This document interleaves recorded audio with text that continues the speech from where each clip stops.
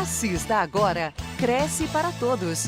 O Cresce para Todos é um quadro da TV Cresce Sergipe que traz para você, corretor, e toda a sociedade temas relevantes do mercado imobiliário. Hoje vamos conversar com o advogado especialista em direito imobiliário, o Dr. Andres Amadeus, sobre uma situação que gera dor de cabeça em todos os envolvidos, o atraso de uma obra.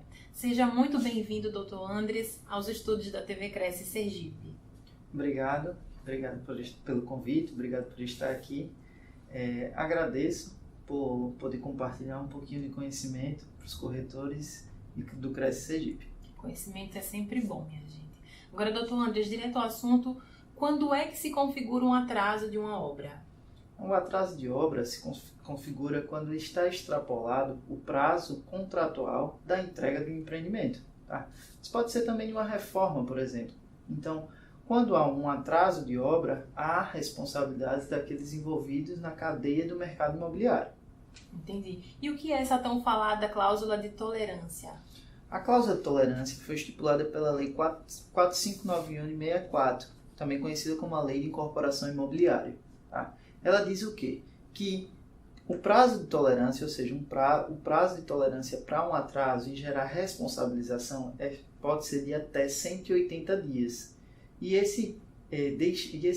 essa regra legal é exatamente que a lei diz até 180 dias, só que deve constar no contrato, ou seja, no contrato de compra e venda do empreendimento imobiliário, e também tem que estar bem clara e concisa, sob pena de não existir qualquer tipo de tolerância em caso de atrasos. Entendi. No caso, é válido para todos os empreendimentos esse prazo, o mesmo prazo? Os empreendimentos que se configurarem como incorporação imobiliária. Tá? E aí, para se considerar como incorporação imobiliária, tem que fazer todos aqueles regramentos legais, como registro de memorial de incorporação, registro de incorporação no cartório, entrega de documentos, isso tudo tem que ser para ser considerado incorporação imobiliária.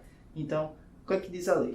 Existe o prazo de entrega da obra, que vai estar no contrato, o prazo de entrega da obra, e no contrato também deve constar que pode existir até 180 dias. Existem contratos que têm 120 dias, 100 dias de atraso de obra ou de tolerância, um prazo de tolerância, ou seja, acabou o prazo, tem até 180 dias e aí sim vai haver responsabilização do incorporador imobiliário com relação às responsabilidades legais que de ali pode vir. Entendi. E aí, quando configura esse atraso, quando realmente existiu esse atraso, como é que o consumidor deve proceder?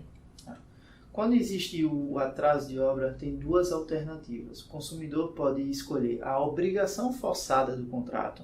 Então, ele pode exigir que haja o cumprimento forçado do contrato, ou seja, que haja a entrega da obra, e aí ele vai pedir para o juiz para estipular uma multa maior, tá? Porque já existe uma multa contratual, mas vai existir outra multa, ou ele pode rescindir o contrato.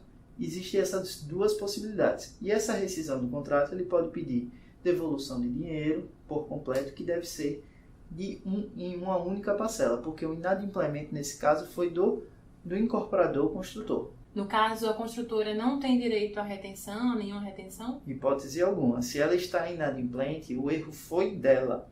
Então, muito pelo contrário.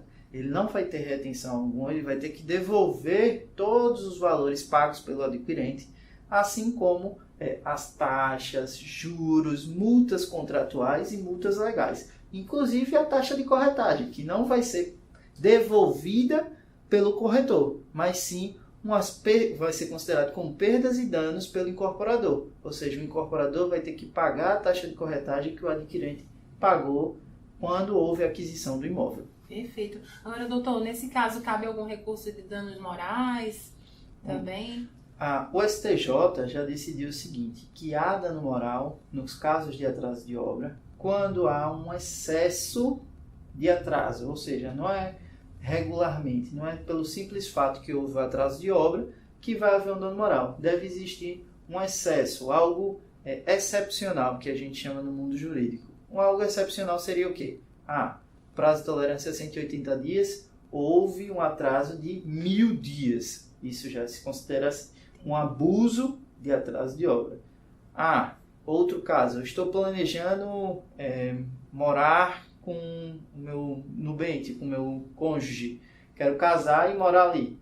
comprovado isso, gera um dano moral, porque existia uma legítima expectativa, né, do adquirente de adquirir um imóvel, morar nele naquele prazo contratual que assim ele planejava e assim gera um dano moral, porque não vai acontecer isso que ele estava tanto planejando. Entendi, perfeito. No caso, o senhor mencionou o corretor de imóveis, a taxa. O corretor de imóveis que fez essa intermediação, que fez toda a transação imobiliária, ele pode ser responsabilizado? O STJ também já decidiu sobre o tema. Em março de 2022, ele ratificou, né, e falou o quê? O corretor de imóveis, nos casos de atraso de obra, ele não deve ser responsabilizado. Isso foi pela terceira turma do STJ. Ele disse que não deve ser responsabilizado, mesmo se a marca da incorporadora imobiliária estiver exposta nos panfletos da incorporação, no momento da venda.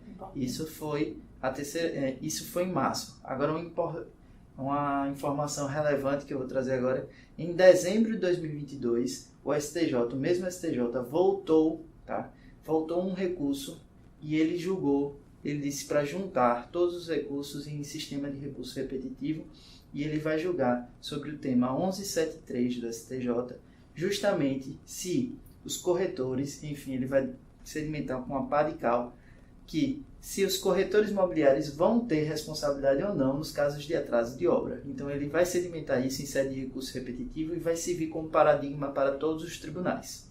Entendi. Doutor Andres, muito obrigada por seus esclarecimentos. Agora eu queria que o senhor fechasse a sua fala compartilhando algumas orientações diretamente para o consumidor, nesse caso de atraso de obra, e como se resguardar também.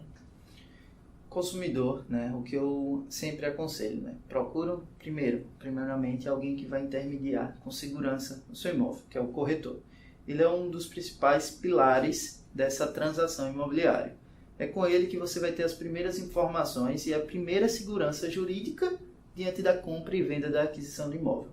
Depois você procura analisar as certidões e aí você procura também um advogado para elaborar um contrato mais elaborado, tá? Para fazer toda a estruturação certinha do contrato que você vai fazer com relação àquele imóvel. Nós ficamos por aqui. Muito obrigada por sua audiência e participe. Envie dúvidas e sugestões de pauta. A TV Cresce Sergipe está muito mais perto de você. Cresce Sergipe. Um Cresce para todos.